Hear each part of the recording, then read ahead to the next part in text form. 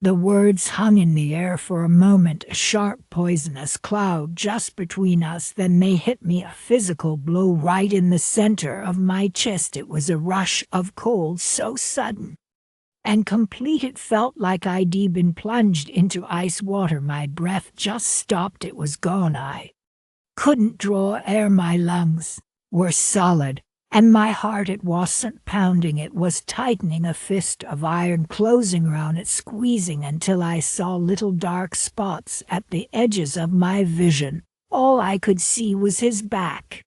As he turned, the set of his shoulders through rigid and sure, the final deliberate click of the front door closing, not a slam, but a soft definitive click that was 1,000 times worse. It was a sound that sealed everything, and the silence that rushed in to fill the space had left was the loudest, most violent sound I have ever heard. It was a ringing, pressurized silence that pressed against my eardrums. My mind was screaming, but it was a silent scream trapped inside my skull. It started scanning the sentence word by word like a machine searching for a critical error. You, me.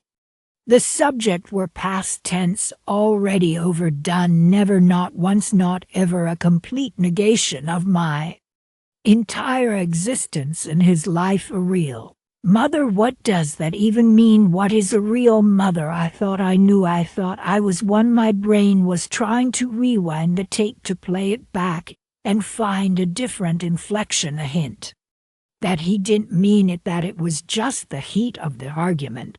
But every replay was the same, the cold, flat tone, the directness of his gaze. There was no mistake to be found. And then the memories came. They didn't trickle, and they erupted, a dam breaking and flooding my mind with a torrent of images I thought were sacred. His first steps wobbling across the living room rug, his face a perfect circle of concentration and triumph. I was there, I saw it. But now the memory is tainted. Was I smiling? Was I present?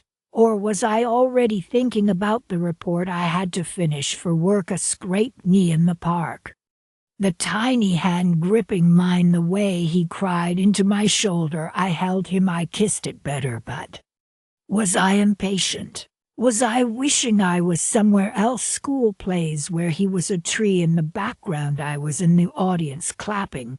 But did I leave right after to make a business call? The memories I clung to as proof of my love were now being weaponized against me, each one revealing a possible flaw or crack I had never seen before. Specific failures played on a loop, vivid and cruel. The year I took the promotion, working late every night, coming home to already sleeping child, his dinner plate sitting in the microwave, the school science fair I missed because of a client meeting. He had built a volcano. His father sent me a picture. He looked so proud standing next to it, but I wasn't there. I promised I would be. I broke that promise. I told myself it was for him, for us, for the roof over our heads and the food on the table.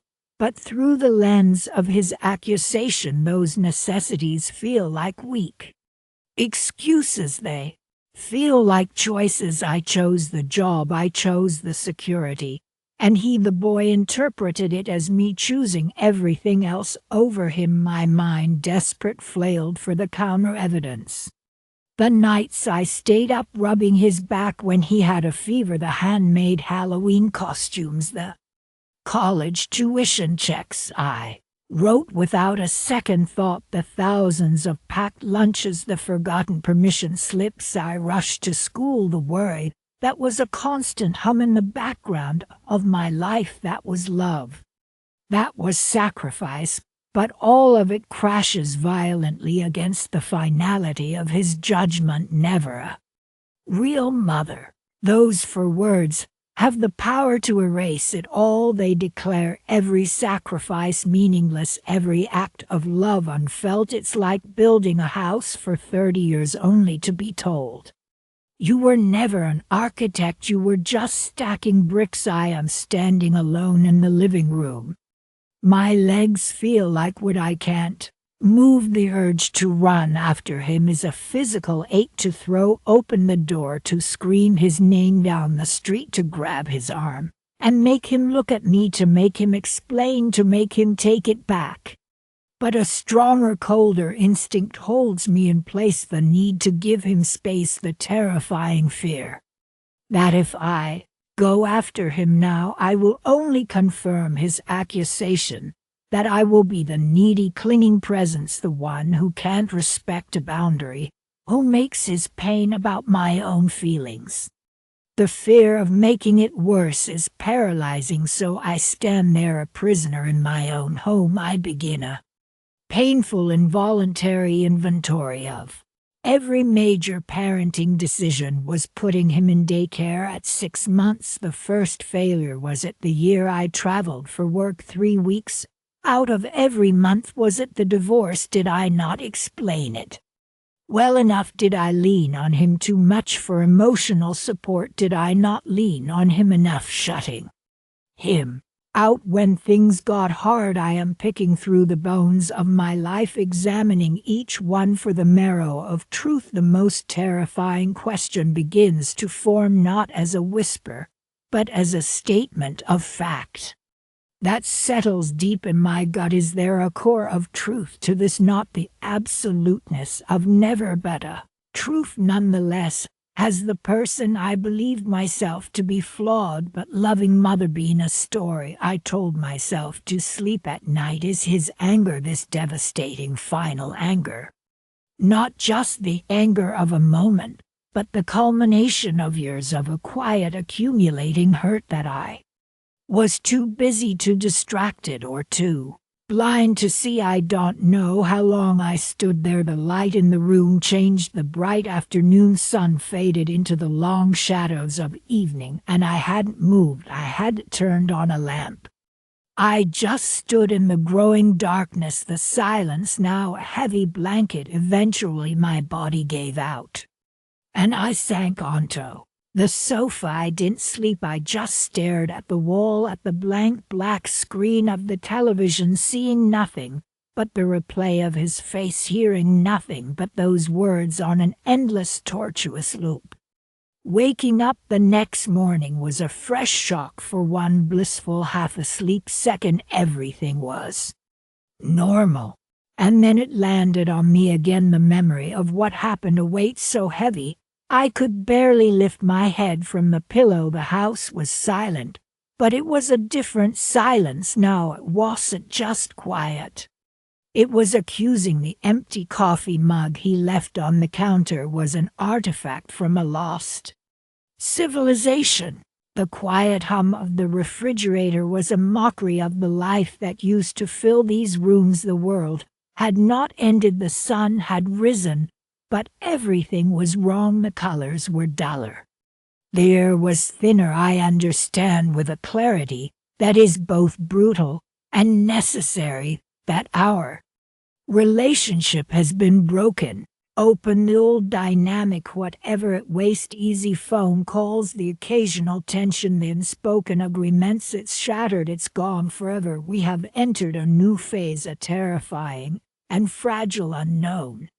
There is no going back to what was. The foundation I thought we were built on has crumbled, and from the rubble of that foundation a resolve begins to form. It's not born from certainty, because I have none. I don't know how to fix this. I don't even know if it can be fixed. This resolve is born from a love that feels more desperate and more real than any I have ever felt. It is the determination to understand his pain, to listen if he ever chooses to speak again, to sit with the terrible, heartbreaking possibility that he is right in ways I cannot yet comprehend. I have to be brave enough to let my own heart break, to look at the parts of myself I have avoided. If there is any hope of ever building something new from this wreckage, the cowardly thing, the easy thing would be to get angry and return to defend the fortress of my own ego. But if I do that, I will lose him forever. So I will stand in this devastating silence, and I will try for the first time to be the real mother he needed me to be, even if it starts with the acknowledgement that I failed. The truth behind my son's words, it wasn't something that happened in a single moment. It was a lifetime in the making, a slow, quiet accumulation of things said, and more importantly, things left entirely unsaid too. Understand why he called me a cowardly fool. You have to understand the foundation our family was built on. It looked stable from the outside. It had to. I made sure of that. We were a family of 3. Just me and him. His father wasn't really in the picture after he left when my son was just a toddler, so it was always the 2 of us against the world. Or at least that's how I saw it. My entire life became about providing a roof over our heads, food on the table, clothes that weren't worn out. I worked 2 jobs, 4 years an office admin during the day, and a few evenings a week I did data entry from home. The days were a blur of getting him to school, rushing to work, rushing home, making dinner, helping with homework, and then trying to squeeze in a few more hours of work after had gone to bed. I thought love was action, love was the paycheck that kept the lights on, love was the new backpack. At the start of the school year, love was making sure he never had to worry about whether there was enough. I believed with every fiber of my being that my sacrifice was the purest form of love. I was building a fortress of stability around him. What I didn't see was that I was building walls between us. From his perspective as a little boy, what did that look like? I remember coming home exhausted, my mind still tangled in spreadsheets, and deadlines had run up to me, wanting to show me a drawing had made a purple dinosaur with 5 legs, an ID. Look at it, an ID. Say, that's wonderful, sweetheart, but my eyes were already scanning the room, noticing the mess, thinking about what to make for dinner. ID. Hand the drawing back and pat his head. Go put it on the fridge, but I didn't really see it. I didn't get down on my level and ask him about the 5 legs. I didn't enter his world. My busyness, my constant state of stress, that was the background noise of his childhood. He must have interpreted it as a kind of neglect, not a neglect of his physical needs, but a neglect of his presence, his need to be seen. Not just provided for those unmet emotional needs. They don't just vanish, they pile up silently like dust in a corner. You never quite get around to cleaning. Then came the adolescent years, the natural pulling away. Every kid does it, it's part of growing up. But with us, that natural distance was compounded by years of never having established a real emotional connection. He stopped bringing me his drawings. He stopped telling me about his day. The conversations became practical, transactional. Did you finish your homework? What do you want for dinner? Don't forget your jacket. There were key incidents. I remember one argument vividly. He was 15, had gotten AC on a math test. I saw the grade in the online portal and I was furious, not because AC is the end of the world, but because I was terrified. I saw it as a sign he was slipping, that he wouldn't get into a good college, that all my sacrifices would be for nothing. So when he got home, I confronted him. I didn't ask him what happened. I didn't ask if he was struggling with the material. I launched right into a lecture about responsibility and his future. He just stood there, his shoulders slumped, his eyes fixed on the floor. He didn't defend himself, he just took it. And when I was done, he muttered sorry and went to his room. I thought I'd done my job. I'd corrected him. But what I'd really done was confirm his belief that I only cared about the results, not the person, that his feelings, his struggles were irrelevant to me. I tried to bridge the gap, of course. I'd buy him tickets to a concert for a band he liked. I'd suggest we go out for pizza, but my attempts felt forced. Even to me, they were scheduled events. Okay, Saturday at 7 we will have quality time. And during those outings the silence would be heavy. I'd ask superficial questions and he'd give one-word answers. He must have perceived my efforts as insincere. Just another item on my endless to-do list. Check in with son. It was too little, and it felt too late. The final straw, the immediate trigger, was something so small, so stupid. He had a big presentation for one of his classes, had been working on it for weeks, had mentioned it to me in passing a few times, but I was swamped with a big project at my main job. The day of the presentation, he came downstairs dressed a little nicer than usual. He seemed nervous. I was rushing around looking for my car keys, already late for a meeting. He said, "Mom, my presentation is today at 2. And I said without even looking up, "Oh, that's great. Honey, I'm sure you'll do fine. Break a leg." And then I found my keys, gave him a quick kiss on the cheek, and said, "Gotta run, good luck." And I left. I forgot completely. It didn't even cross my mind again until later that night. I came home tired but in a better mood because my meeting had gone well. He was in the kitchen getting a glass of water. I asked him how his day was. He just looked at me, and there was something in his eyes, a flatness, a deep disappointment that I hadn't seen before. He said, "My presentation went fine."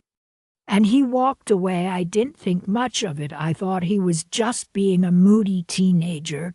But for him, that forgotten presentation was the last link in a long, heavy chain. It connected to every forgotten drawing, every missed conversation, every argument where I'd prioritized achievement over understanding.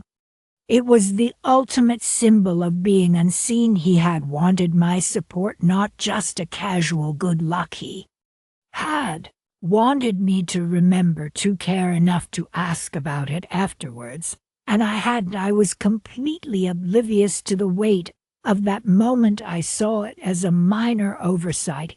He saw it as a final confirmation of everything had felt for years, that he was not a priority, that my love was a theory, not a practice.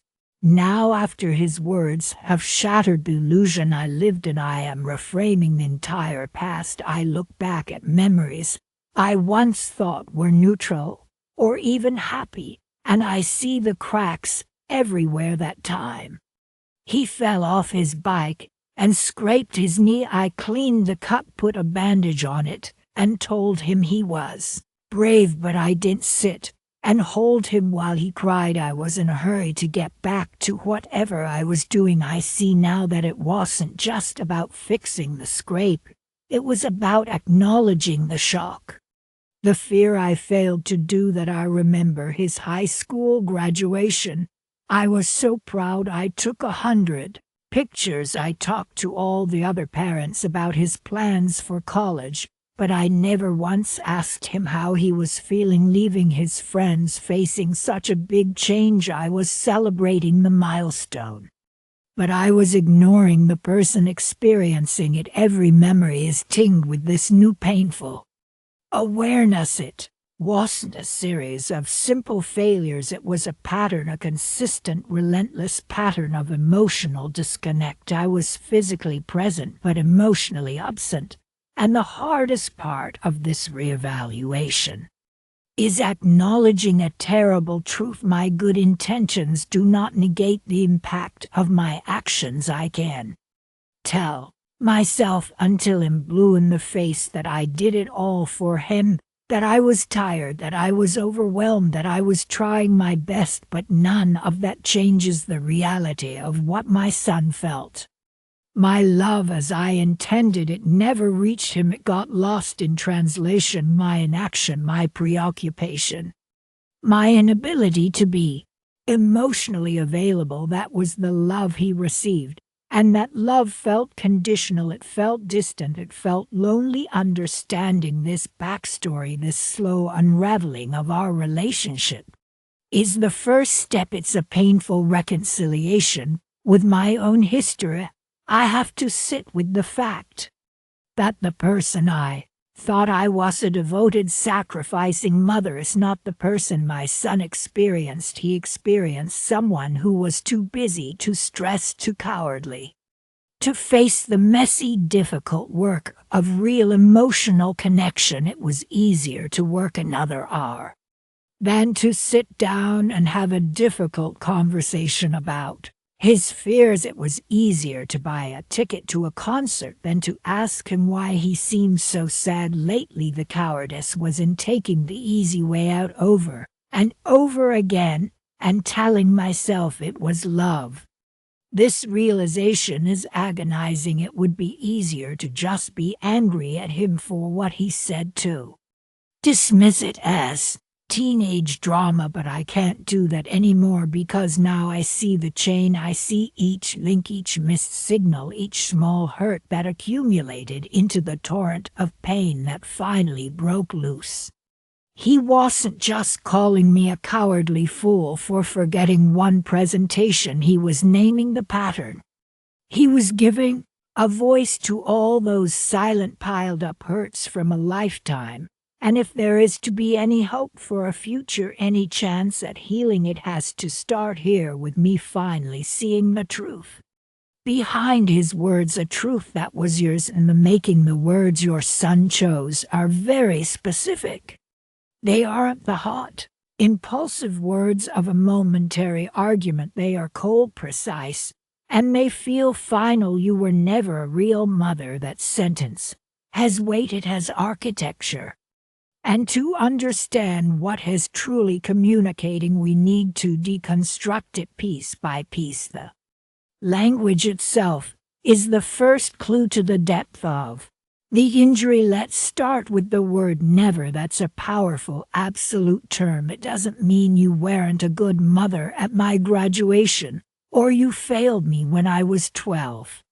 The use of never indicates a pervasive, lifelong feeling. It frames your entire relationship from his earliest memories to this present moment under a single damning light in his emotional experience. This isn't about a collection of individual failures. It's about a fundamental, consistent absence of something he needed.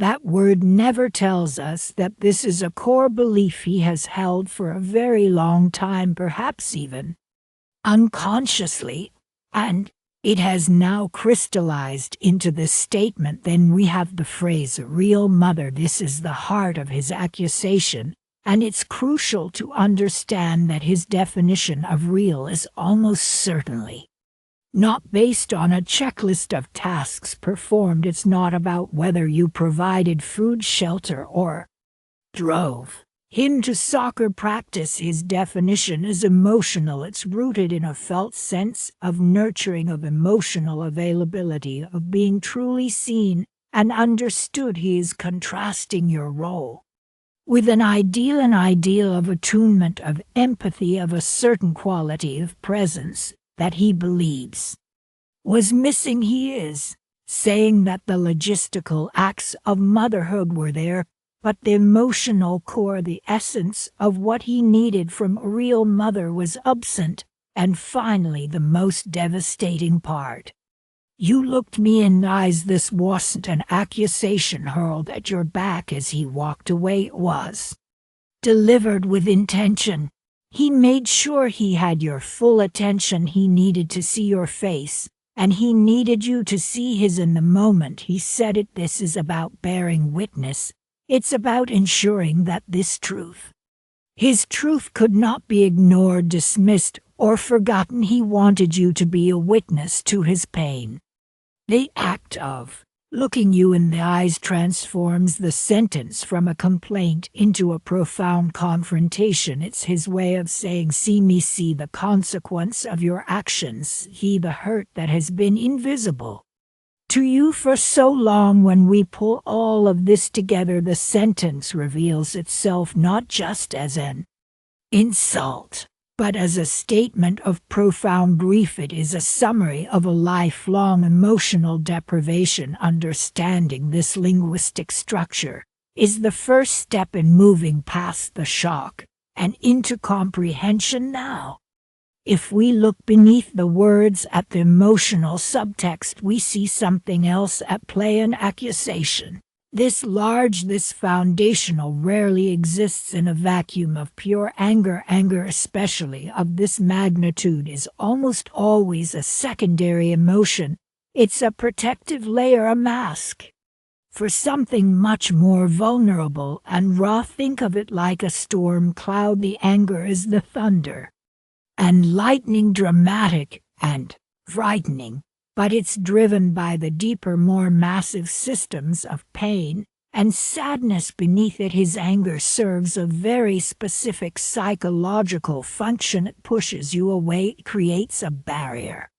If he allows himself to feel the primary emotions, deep sadness of feeling unseen, the grief for the connection he never had, the vulnerability of still somewhere wanting that connection from you, it would be overwhelming. Anger feels powerful, sadness and grief feel powerless. By being angry, by delivering this cutting verdict, he is taking a position of strength. He is controlling the narrative in a relationship where he likely felt powerless for most of his life. It's a defense mechanism to prevent further hurt. If he pushes you away with his anger, he protects himself from the risk of being disappointed by you. Yet again, this interpretation is supported by his final action, walking away after delivering the message, after ensuring you saw the truth in his eyes. He left. This walking away isn't just about ending a difficult conversation. It's a boundary. It's him saying, I have given you my truth. I will not stand here and allow you to dismantle it, argue with it, or explain it away. I am controlling the interaction now. In that moment, he reclaims a sense of agency. For a child who felt emotionally powerless, setting this firm boundary is a way of asserting control over his own safety and well-being. He is regulating the distance between you, because the previous distance, the emotional distance, was dictated by your absence, not his choice. So when you replay that moment, try to hear not just the anger in his voice, but the plea underneath it. The anger is the surface. Underneath is a deep unaddressed attachment wound, a fundamental rupture in the early bond that should have provided him with a sense of security and self-worth. His accusation is the symptom of that old unresolved injury. Your reaction to this is, of course, instinctive and understandable. The most common and immediate response for any parent hearing this is a surge of defensiveness. Your mind races to compile evidence to the contrary. You want to list all the ways you were a real mother: the sleepless nights, the packed lunches, the birthday parties, the band-aids, the college tuition. You want to say, how can you say that after all I've done? This defensive posture is a natural attempt to protect your own identity as a good parent. It feels like an existential threat, and you want to fight it with facts. But those facts from his perspective are irrelevant, or more accurately, they miss the point entirely. When you respond with a list of your sacrifices and logistical efforts, you are inadvertently invalidating his emotional experience. You are telling him that his feelings are wrong because the objective facts don't support them. This is one of the quickest ways to deepen a rift. It communicates that you are not willing or able to step into his world and see things from his point of view. It says, my reality is more important than your feelings. When defensiveness fails or mixes with it comes guilt and shame. Guilt is the feeling that you did something bad. Shame is the more corrosive feeling that you are something bad. This accusation can trigger both you feel guilty for the specific ways you might have failed, and that can be a productive emotion if it leads to change. But shame whispers that you are a failure, a fundamentally flawed mother, and that this is an irreparable condition. Shame is paralyzing.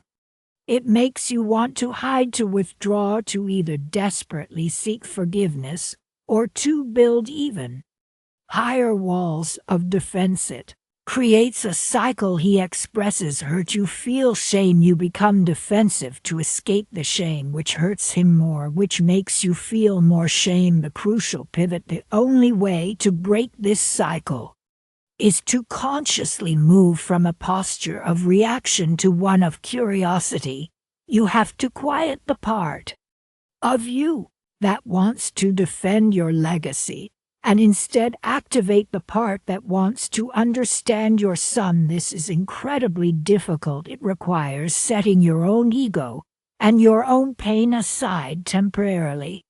It means accepting that his perception, however painful or seemingly inaccurate to you, is his lived reality, and for any chance of healing that reality must be acknowledged. This leads us to the path forward, which is less about immediate solutions and more about a fundamental shift in approach. The first and most important step is to practice listening, to understand, not to respond. This means that when he speaks, your only goal is to absorb his meaning, to see the world through his eyes. You suppress the urge to correct, to interject, to explain. You let his words hang in the air, and you sit with them. You try to understand the emotional truth behind them, even if you disagree with the factual premise. A powerful tool in this process is validation. Validating his feelings does not mean you agree with the statement, "You were never a real mother." It means you acknowledge the feeling behind it. You can say something like, "I hear that you feel I was never emotionally there for you," or "It sounds like you've carried a feeling of being unseen by me for a very long time." This kind of validation is transformative. It tells him that his inner world is real and worthy of being acknowledged. It doesn't require you to confess to a crime you don't believe you committed. It only requires you to acknowledge his pain. For someone who has felt invisible, being validated can be the first glimmer of being seen. The path to mending a rupture this significant is slow and non-linear. It cannot be rushed. Professional help, such as family therapy, provides a structured, safe environment for these conversations with a guide who can ensure that both voices are heard. If he is not ready for that, you might consider writing a letter. A letter allows you to express yourself thoughtfully without interruption, and it gives him control. He can read it when he is ready, and he doesn't have to respond immediately. In that letter, you wouldn't defend yourself. You would express your willingness to understand, your regret for the pain he has carried, and your commitment to listening whenever he is ready to talk. Most importantly, you must give him control over the pace of any reconciliation. You have had the revelation you are ready to fix things, but he has been living with this pain for years. Pushing him to reconcile on your timetable would be just another repetition of not respecting his emotional needs. You have to demonstrate your understanding through your patience. This process is about building something new from the ground up. It's about proving through sustained and changed behavior that you can be the emotionally present figure he needed all along. It starts not with proving you were a real mother, but with demonstrating that you can hear his truth without fracturing, and that you are brave enough to sit with the discomfort of what you learn. My dearest son, I don't know how to start this. Dear feels too formal, too much like a letter between strangers, and we are not strangers. Are we even now with this chasm between us? I feel the echo of you. In this room I can hear your voice in my head, the one from the party, so clear and so sharp it's the only sound that matters anymore. So I'm just going to write. I'm not writing to explain myself away. There is no defense for the hurt I've caused in writing, because my voice failed me when I needed it most. And these words are all I have left. I need to start by saying thank you. It sounds strange, I know. But thank you for your anger. Thank you for the terrible, beautiful honesty of it. It took a courage I clearly never possessed to stand there in front of everyone and name the truth, to call me a cowardly fool. You were right. It was the bravest thing I have ever witnessed. And I was the one who had to receive it. I was the one who had made it necessary. The purpose of this letter isn't to ask for anything from you. It's not to reopen a conversation you have clearly ended. It is simply my turn to speak my truth into the silence you left behind. My turn to reflect, to accept, and to offer you a glimpse into the wreckage of my own heart. Where do I even begin to list my regrets? It feels like trying to count the stars. They are infinite, and they all blur together into a single glaring failure.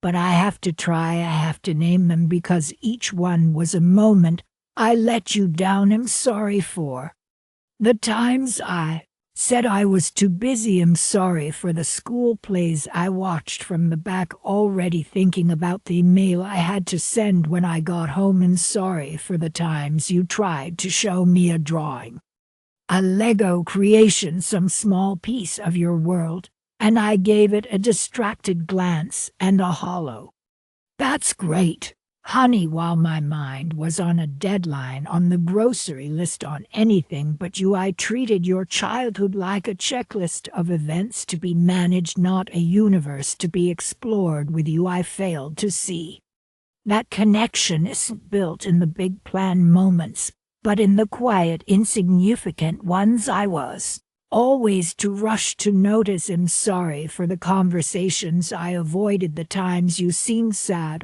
or angry, and I chose the path of least resistance. I'd ask if you were okay. You'd say yes, and I would accept that lie because it was easier than prying, than sitting with your discomfort and my own inability to fix it. I taught you that your difficult emotions were something to be smoothed over, not something to be held and examined together. I was so afraid of saying the wrong thing, of making it worse, that I chose to say nothing at all. I built a wall of silence, brick by brick, and I am so desperately sorry. Most of all, I am sorry for the loneliness you must have felt to be in the same house as your mother and feel utterly unseen. I cannot imagine a more profound loneliness.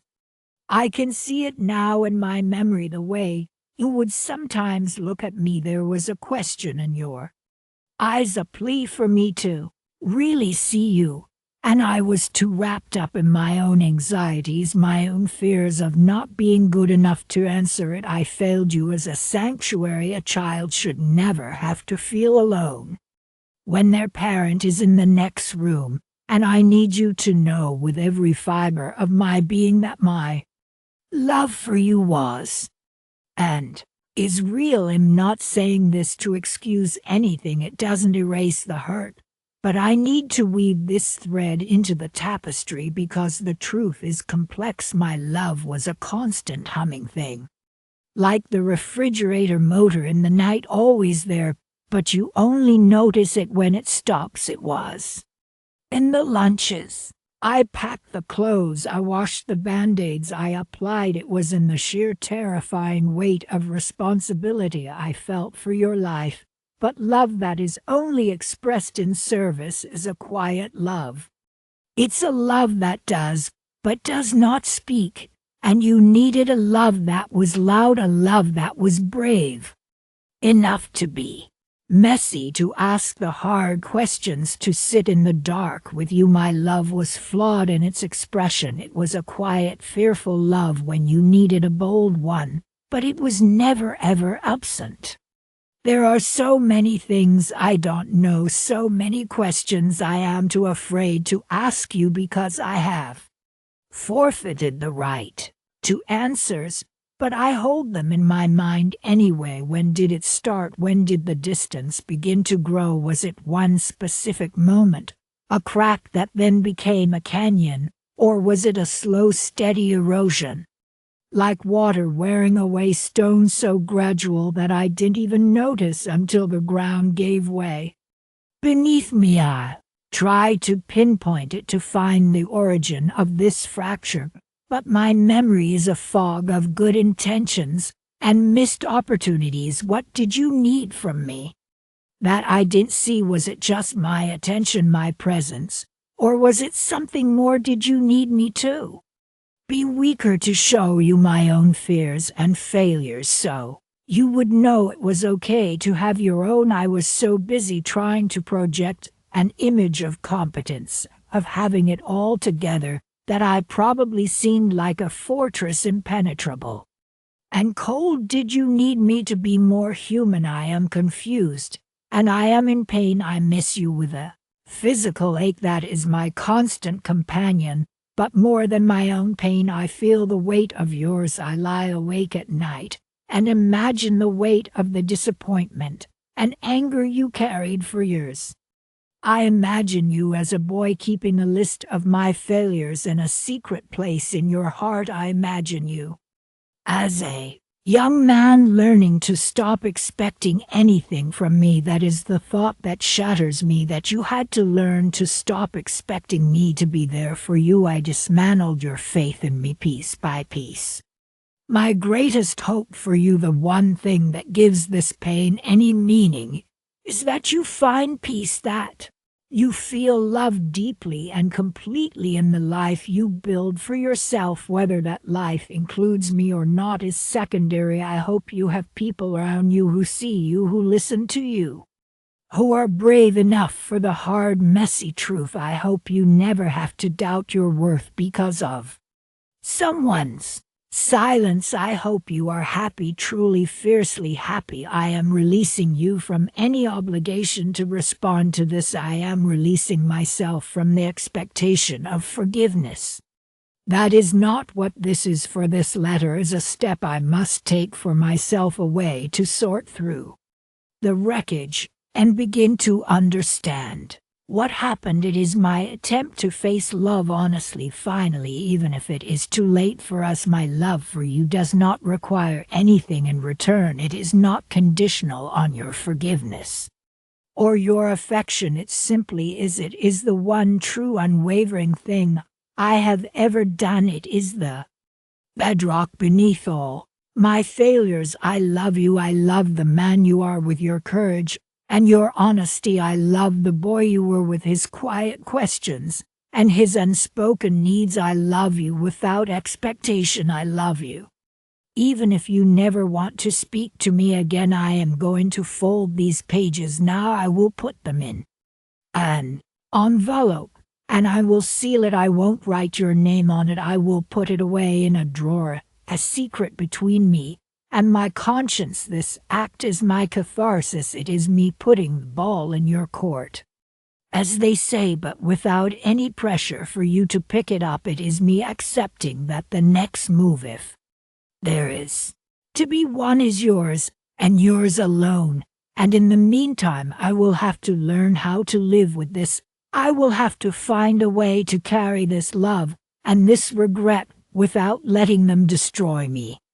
This letter is the first step, a quiet, private acknowledgement of a truth that was finally spoken aloud. I heard you, my son. I finally heard you. The guilt was a physical thing, a dense, heavy fog that filled my lungs and made every breath an effort. It sat on my chest when I woke up and followed me through the day, a constant, suffocating companion. My son's words, that I had failed him, that I was a Disappointment, they didn't just hurt, they took root, they burrowed deep into the darkest corners of my mind and found every single hidden insecurity I'd ever had about being a mother. That little voice that used to whisper doubts, the one I could usually silence with a busy day or a moment of pride. It wasn't a whisper anymore, it was a roar. It used his words as a megaphone. See, it would scream, you always knew you weren't cut out for this, as just confirming it, as just stating the facts you've been trying to hide from your whole life. My mind became a prison of my own design, and the only activity was a relentless, brutal replay of every mistake. I'd be driving to the grocery store, and suddenly I'd be back there 10 years ago, snapping at him because I was tired from work, missing a school play because of a meeting I didn't even need to take. The small moments became huge indictments. The time I was too busy to help with a science project, the birthday party I organized that he said was lame, the countless times I said not now or am busy, they played on a loop, a highlight reel of my failures, and at the end of every single clip my mind would superimpose his face from that night, his hurt, angry eyes, and it would label the entire film proof of failure. I stopped sleeping, I'd lie in the dark, and the silence was just an amplifier for the accusations in my head. When I did drift off, it was into restless dreams where I was always running, always trying to apologize to a version of him that kept turning away. My appetite vanished. Food tasted like ash. The things that used to bring me joy, a good book, a walk in the park, a phone call with a friend, felt like impossible tasks. I was just going through the motions, a ghost in my own life. I'd look in the mirror, and I wouldn't see myself anymore. I'd see a summary of my shortcomings. I was no longer a person with a job, with hobbies, with a history. I was just the mother who failed. That was my entire identity, carved into me by his words. I knew I couldn't live like that. The weight was going to crush me completely. The turning point was a Tuesday morning. I was staring at a cup of coffee I couldn't bring myself to drink, and the thought of facing another day in that fog was so terrifying I actually felt paralyzed. I had to do something. I had to find a crack of light in that prison wall. It felt like the most difficult thing I'd ever done, but I picked up the phone and I called my friend Sarah. My voice was shaky, barely a whisper. I said, "Sarah, I think I'm falling apart. I need help." She came over that afternoon, and I just talked. I poured it all out, the words, the guilt, the endless loop of self-hatred. I was expecting judgment, or maybe just uncomfortable pity, but she just listened. And then she said something that changed everything. She said, "It sounds like you're holding yourself to a standard you wouldn't expect from anyone else. You're human. You were a young mother. You were under immense pressure. Have you ever considered talking to someone, a professional?" The idea of therapy had always felt like an admission of something truly broken. But I was already broken, so what did I have to lose? I found a therapist who specialized in family dynamics. The first session was terrifying, sitting in that quiet room, having to articulate the depth of my shame to a stranger. But she was so calm, so objective. She didn't absolve me, but she didn't condemn me either. She started asking questions about my own childhood, and slowly a picture began to emerge. I started talking about my own mother, her high expectations, her constant criticism, her own struggles. I realized with a shock that was both painful and illuminating that I had been parenting from a place of fear. I was so terrified of being the kind of mother I felt I'd had, of being critical and distant, that I swung the pendulum too far the other way. I was permissive when I should have been firm. I was absent with work because providing felt safer than engaging emotionally, a pattern I learned from my own father. It wasn't an excuse. My therapist was very clear about that. My choices were still my own, but it was context. It was a perspective that allowed me to see myself not as a monstrous failure, but as a flawed, overwhelmed person who was operating with a broken blueprint. I was trying to build a house without ever having seen a solid foundation. I started to understand the concept of generational patterns, how we unconsciously pass on what we know, even the things that hurt. The shift was subtle at first. It wasn't that the guilt disappeared, it was that another voice started to speak alongside the critical one, a voice that said you were doing the best you could with the tools you had at the time. I started to see that the failure wasn't a single monstrous event, but a series of missteps made by a person who was also struggling, who was also wounded, who was also deeply, deeply afraid. The real work began when I tried to bring that new perspective home. The critical inner voice was a habit, a well-worn path in my brain. I had to consciously, deliberately build a new path. My therapist called it practicing self-compassion. It felt absurd at first, like talking to a stranger. I would stand in the bathroom, look at myself in the mirror after a particularly harsh wave of guilt, and I would force myself to say the words out loud. It's okay, you made a mistake, you are not defined by your worst moments. I imagined what I would say to Sarah if she came to me with this same story.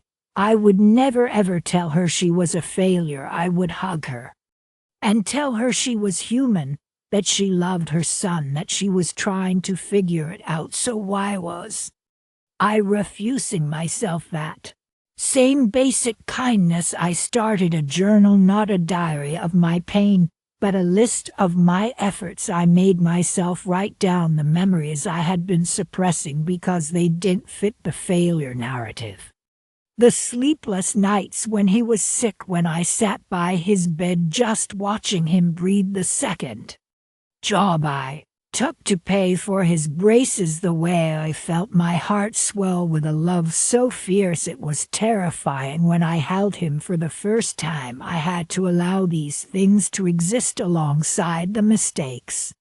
This was the hardest part, the end. I had been living in a world of but I loved him, but I was a bad mother. My therapist asked me to try using, and I made some serious mistakes as a parent, and I loved him with my entire being. It was a grammatical shift that changed my entire reality. It allowed for complexity. It allowed for the truth that life is not a binary of good and bad. Both things could be true at once. My love did not erase my mistakes, but my mistakes did not erase my love. This led to a complete redefinition of what it meant to be a mother. I had to let go of the ideal, the glossy magazine image of the perfect mother who always knows the right thing to say and do. That woman was a fantasy. I had to embrace the messy, flawed, real woman. I was a woman who got it wrong sometimes, a woman who was learning. Even now, I began to understand that self-forgiveness wasn't about letting myself off the hook.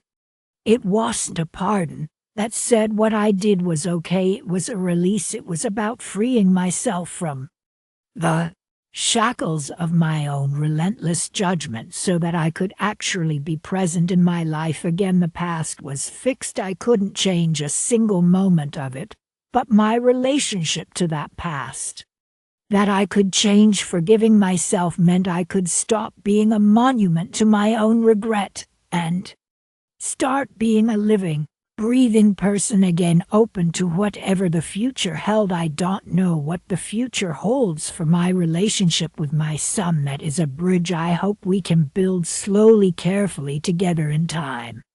But my journey now is no longer dependent on that outcome. My purpose shifted. The pain I felt, the devastating clarity of his words became fuel not for self-destruction, but for growth. I am channeling it into becoming a more honest, more present, more compassionate person for myself first. I am learning to sit with discomfort instead of running from it. I am learning to listen more than I speak. This journey of self-forgiveness is the hardest thing I have ever done. It's a daily practice, not a destination. Some days the old guilt still rises up, and the fog tries to creep back in, but now I have tools. Now I have a kinder voice to answer with. I am learning to forgive myself not because I deserve it, but because I deserve to be free, and in that freedom I am finally becoming the person and the mother I always had the potential to be. Was I a bad mother? Or are we just from two entirely different worlds born decades apart? I lie awake, and I turn that question over and over in my mind like a stone, worn smooth by the sea. The accusation in your eyes, the cold finality in your voice, it haunts me, and I have to know, was it a failure of my character, a flaw in my heart, or was it simply a gap in time? A chasm of understanding that opened up between my generation and yours. Let me start with what I knew. What I was taught. A good mother was for my mother and for her mother before her. Being a good parent was about provision. It was a tangible, concrete thing. It was about the roof over your head, strong and never in doubt. It was about the food on the table, a hot meal every single night, even if I was exhausted from a double shift. It was about the clothes on your back, clean and mended, and the school fees paid on time. That was the bedrock. That was the love letter we wrote with our labor. My pride was in the fact that you never went without, that I worked myself to the bone to give you the opportunities I never had. I saw my long hours, my constant tiredness, as the ultimate sacrifice. It was the proof of my love etched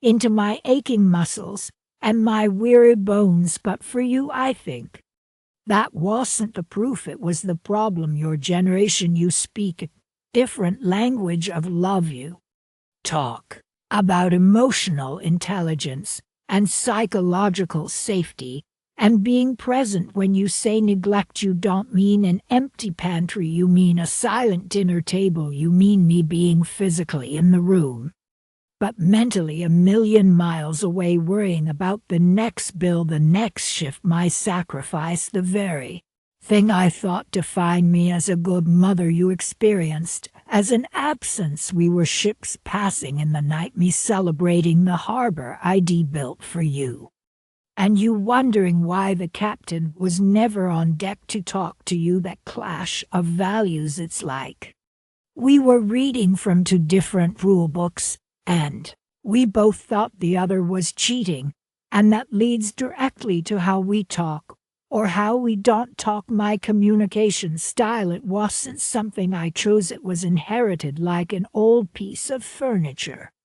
In my house growing up, children were to be seen and not heard. Feelings were a private matter, something you dealt with internally. You didn't burden others with them. If you were sad, you picked yourself up. If you were angry, you swallowed it. Stoicism was a virtue. Talking about problems was like picking at a scab. It only made things worse. So when you came to me with a bruised heart from a friend at school, or later with the profound anxieties of being a young adult, my instinct was to offer a practical solution. Just ignore them. Focus on your studies. It'll pass. I was trying to arm you with the same toughness that got me through life, but you heard that as dismissal. You didn't want a solution. You wanted validation. You wanted me to sit with you in that messy, uncomfortable feeling and just say, I hear you. That sounds really hard. Your language is the language of therapy, of podcasts, of a world that has given you permission to dissect every emotion, my practical advice, my attempt to make the pain go away by applying logic felt to you like I was slamming a door, and your emotional expressions, your need to talk everything through for hours felt to me like a form of dramatics.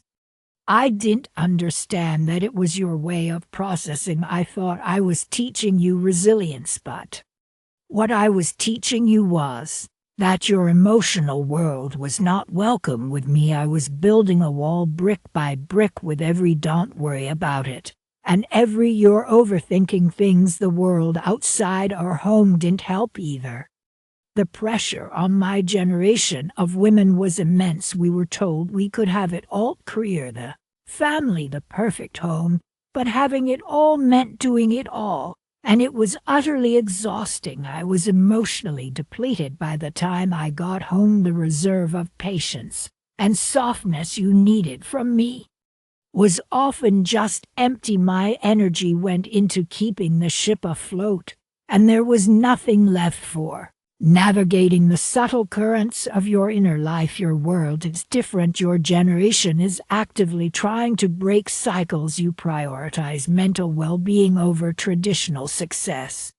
You'd rather have a parent who is emotionally available than one who can buy you a new car. And social media, all those shows you watch, they constantly show you an ideal of family life I could never live up to. You saw families on screen having these deep, meaningful conversations, parents who were more like friends. And you measured our quiet, pragmatic home against that. It set a standard I never even knew existed. I thought a quiet home was a peaceful home. You thought it was a lonely one. So where does that leave us now with this chasm between us? I am trying to understand that neither of us is entirely right or wrong. We are products of our time. My definition of motherhood isn't invalid. It kept you safe and fed and educated. Your expectations aren't frivolous. They're about a deeper, more connected kind of safety. The challenge for me, and it is a profound one, is to learn your language. It feels foreign on my tongue. Talking about feelings so openly makes me feel vulnerable in a way that is terrifying. To acknowledge that my lifelong focus on provision might have come at a great cost feels like erasing my own struggle and validating all those years of work. But I am starting to see that it doesn't have to be an erasure. It can be an expansion. Maybe the goal isn't for me to adopt your worldview completely or for you to suddenly appreciate my stoicism. Maybe the bridge across this generational divide is built on mutual respect for our vastly different journeys. I can learn to say, "Tell me how you feel." Even if it's uncomfortable, I can try to listen without immediately jumping to a solution. And perhaps you can understand that my inability to speak that language wasn't a lack of love, but a different dialect of it, one forged in a harder, quieter time. This isn't about me admitting I was a bad mother. It's about me admitting that the definition of a good mother is larger and more complex than I ever imagined. The potential is for something richer, a connection that acknowledges the past but isn't trapped by it. It would be a relationship built on the honesty of saying, "My experience was this, and my need is that," and finding a new way forward together. It's the scariest thing I've ever considered, but the thought of the silence between us is far, far worse. My phone buzzed on the kitchen counter right next to the chopping board where I was dicing an onion. It was a text from my brother, just a single line. I wiped my hands on a towel and picked up the phone. The words didn't make sense at first. They were just a sequence of letters told Mom she was never a real mother to me. I read it again, and then a third time. The onion's sharp scent was suddenly overwhelming, mixing with this cold feeling spreading through my chest. I had to sit down. The chair leg scraped against the floor, a harsh sound. In the sudden silence of my apartment, my first thought was, where is he? Is he okay? My second thought was, and Mom, is she okay? And then the third thought, the one that just settled like a heavy weight, was that this wasn't some sudden outburst. This was a dam breaking. I'd seen the cracks for years. I'd just always hoped they would hold. My thumb hovered over his name to call him, but I didn't press it. What would I even say? I felt this immediate sickening pull in two different directions. A part of me wanted to defend Mom, to list all the things she did, all the ways she tried, but another part, a quieter, more cautious part, knew that would be the worst thing I could do. It would be like telling him his pain wasn't real, and I absolutely knew that his pain was the most real thing in his life right then. So I was stuck, paralyzed, loving them both, and feeling like that love was suddenly a contradiction. I finally typed back, where are you? Are you safe? It felt so inadequate, but it was all I had. The news didn't come as a complete shock. Not really. That's the strange thing. There was a grim sense of recognition, like hearing the final note of a song you knew was ending badly. I'd been the audience to their quiet tension for decades. The way had clenched his jaw when she offered unsolicited advice, the way her voice would get a little too bright, a little too cheerful when she talked about his life, carefully editing out any mention of the distance between them. I'd been the family diplomat for so long, smoothing over awkward silences at Thanksgiving, translating his sarcasm into something she could digest, explaining her anxieties to him in a way that didn't sound like criticism. I thought I was keeping the peace. Maybe I was just helping them avoid the war. Now the war had started, and I was standing in the middle of the battlefield holding a white flag that nobody wanted to see. Growing up in the same house, you'd think we had the same childhood, same four walls, same routines, same parents, but it was like we lived in parallel dimensions that only occasionally overlapped. I was the younger one by 5 years. By the time I was really aware of the world, my brother was already a teenager, locked in his own private struggle with our parents. I was still playing with action figures while he was slamming his bedroom door. My relationship with Mom was simpler, not perfect, but simpler. I needed different things from her. I was a quieter kid, more eager to please. I found safety in the rules and routines she set for me. Her being a real mother was in the packed lunches, the permission slips signed on time, the way she'd run a hand over my forehead when I was sick. It was in the mundane daily fabric of life. I felt cared for, I felt seen, but for him it was different. He needed something else. He needed a champion, someone who would see the world the way he did, who would fight his corner against teachers and other kids. He needed a confidant, and Mom came from a place where parenting was about providing and protecting, not necessarily about deep emotional connection. She showed love through action, through making sure we had everything we needed, but he needed her to ask what he wanted. He needed her to see the anger and confusion churning inside him, and not just tell him to calm down. I remember one time he came home from school, maybe 13 years old, really upset. Some older kids had been picking on him. He was trying to tell her about it, his voice shaky, and Mom, she listened for a minute, but then she cut him off. Her solution was practical. Well, just ignore them, honey. Stick with your friends. If it keeps happening, he'll call the school. And that was that for her. The problem was solved, but I saw his face. The problem wasn't solved at all. The problem was that he was hurting, And he needed his mom to understand the hurt, not just fix the external situation. He needed her to say, "That sounds awful, tell me more." He needed empathy, and she gave him a strategy. That moment has stayed with me for 20 years. It was a tiny thing, one of 1,000 tiny cuts.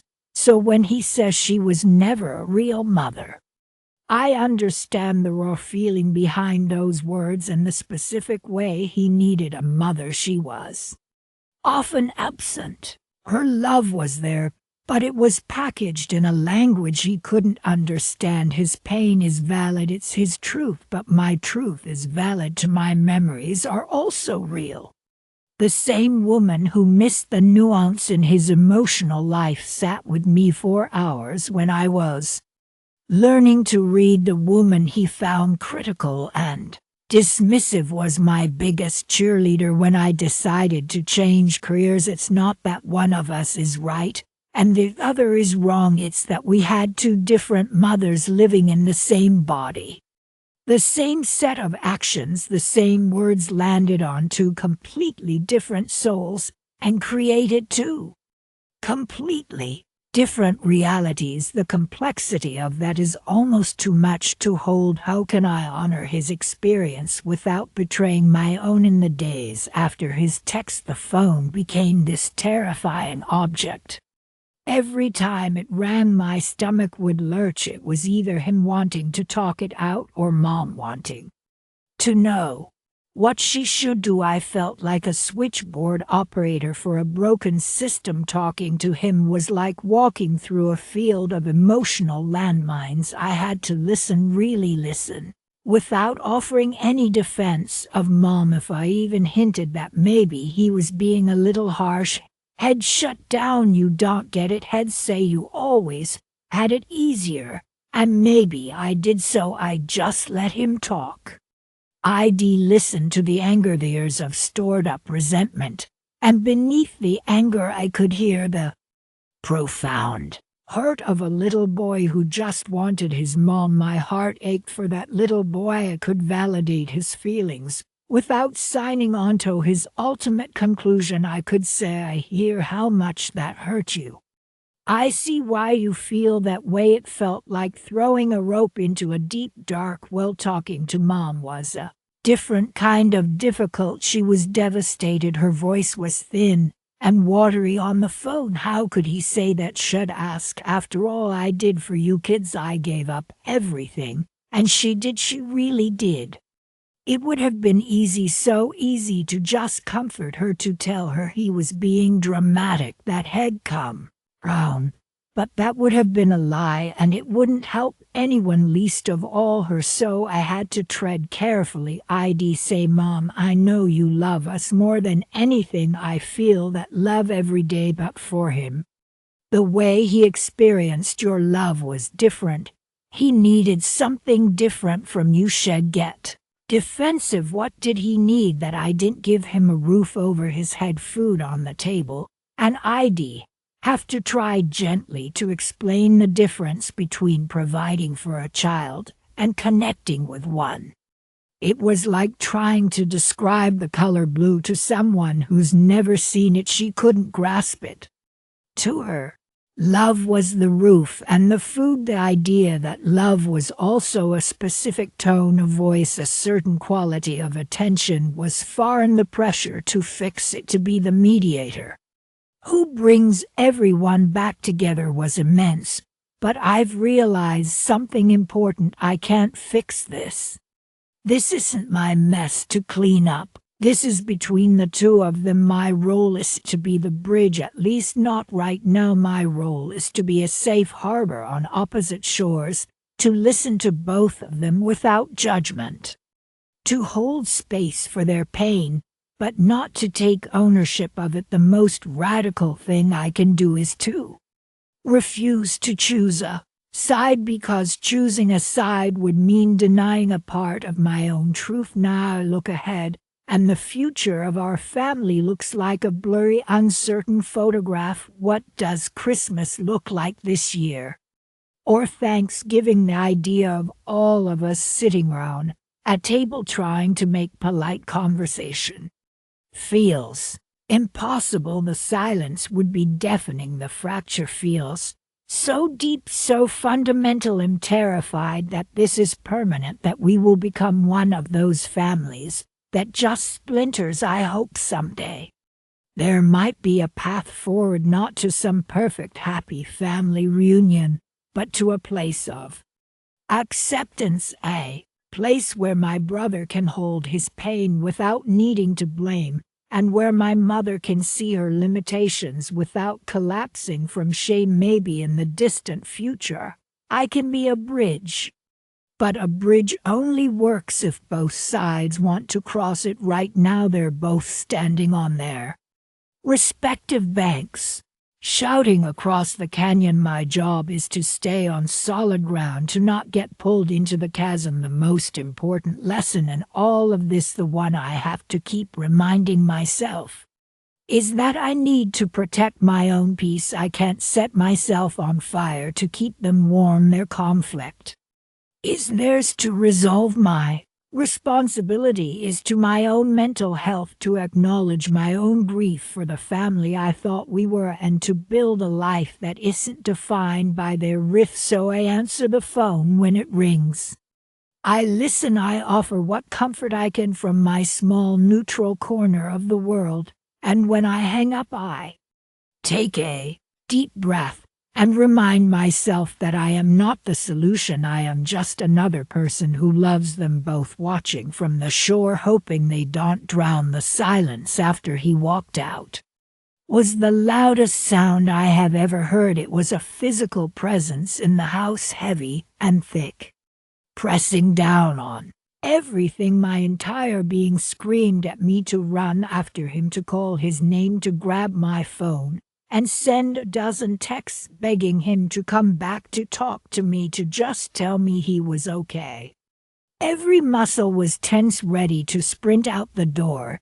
It was a primal urge, a mother's panic, but I made a choice. I forced my feet to stay rooted to the floor. I folded my hands together to stop them from shaking, and reaching for the phone, I knew with a certainty that was terrifying that if I chased him, I would lose him forever. My pursuit would feel like pressure. It would be another attempt to control the situation, to manage his emotions, to steer him back toward me on my timeline. That's what had gotten us here in the first place. My need to fix things immediately, to smooth over the conflict, to restore the peace at any cost. But this wasn't a problem to be fixed. This was a fracture, and you cannot glue a fracture back together by pressing down on it harder. You have to let it set. You have to give it space. So I gave him space, the most difficult gift I have ever given. That silence became my new environment. I stopped trying to fill it with noise, with the television or music. I let it be, and in that quiet I had to face myself. There was no one else to look at, no one else to blame. It was just me and the echoing emptiness of the house and the memory of the slamming door. This wasn't a punishment. It was an opportunity, a terrible, painful opportunity to finally look at everything I had been avoiding. The space I was giving him was also space I was giving myself. A period of intense, brutal preparation. I had to accept a fundamental, humbling truth. I had lost the right to initiate contact. The next move, if there ever was to be one, had to be his. My job was to become a safe place for him to land if he ever decided to approach. But first I had to build that safe place. And it started with me. The real work began inward. I found a therapist. It was the first concrete step, an admission that I couldn't do this alone. Sitting in that office was like opening a door I had kept locked for decades. We started pulling at the threads of my own childhood, my patterns of communication, my deep-seated need for harmony that often came at the expense of honesty. I began to see my own reflection in my sons, anger, my own fears, my own avoidant behaviors. I had been asking him to be vulnerable, while I was hiding behind the role of mom, using it as a shield instead of a bridge. I didn't stop with therapy. I became a student. I read books on attachment theory, and for the first time the dynamics of our relationship started to make a clinical, heartbreaking sense. I learned about emotional neglect, not the dramatic kind, but the quiet, subtle kind where you fail to see the child's emotional world because you're so preoccupied with your own or with maintaining a facade. I devoured articles on healthy communication techniques, active listening, validating feelings without necessarily agreeing, using I statements. These weren't just abstract concepts, they were the tools. I had never been given the language I had never learned to speak. And I wrote. I filled notebooks, not letters to send to him, but pages and pages for myself. I wrote down my side of the story, my justifications, then I crossed them out. I tried to write from his perspective, imagining what he must have felt all those years. I drafted apologies. I'd write one, read it, and tear it up because it was still full of excuses. I'm sorry if I made you feel no. I started again. I am sorry that I was not emotionally present when you needed me. It was agonizing work, this refining of my own understanding. I was excavating the real regrets from beneath the layers of defensiveness. This writing was my rehearsal for a conversation that might never happen. I needed to know my own truth so clearly that if he ever gave me a chance, I wouldn't hide behind my pain. I could hold space for his. Months passed, the seasons changed outside the window. I had no idea where he was, if he was safe, if he was happy. The not knowing was a constant ache, but the frantic panic had subsided into a steady low hum of hope mixed with grief. I had worked hard to rebuild a life for myself. I started painting again, something I hadn't done since before he was born. I went for long walks. I reconnected with a few friends carefully, without burdening them with the full weight of my sadness. I was learning to be a person, not just a mother in crisis. My identity was slowly untangling from his. I loved him with every fiber of my being, but that love could no longer be a chain that bound us both. It had to be an open field, a place he could choose to walk into or not. Then one ordinary Tuesday morning I felt a shift. It wasn't a dramatic feeling, just a quiet sense of readiness. The work hadn't made me perfect, but it had made me prepared. I knew what I needed to do. It was time for a gesture, the smallest, least demanding opening I could possibly create. I picked up my phone, my hands steady. For the first time in a long time, I typed a message. I edited it down over and over until every ounce of need, every hint of expectation, every trace of guilt was stripped away. It had to be clean. It had to be free. I wrote, I am here when and if you are ready to talk. I love you. I looked at those 12 words. For a long time they contained everything and demanded nothing. They stated my presence without insisting on his. They affirmed my love without using it as a tool for manipulation. I took a deep breath and pressed send, then I put the phone down. I had made a vow to myself that his response, or lack thereof, would not dictate my peace. I had to be at peace with the possibility of radio silence. I had to be prepared for the message to be ignored, or even for an angry reply telling me to never contact him again. This was not a transaction, it was a statement of fact.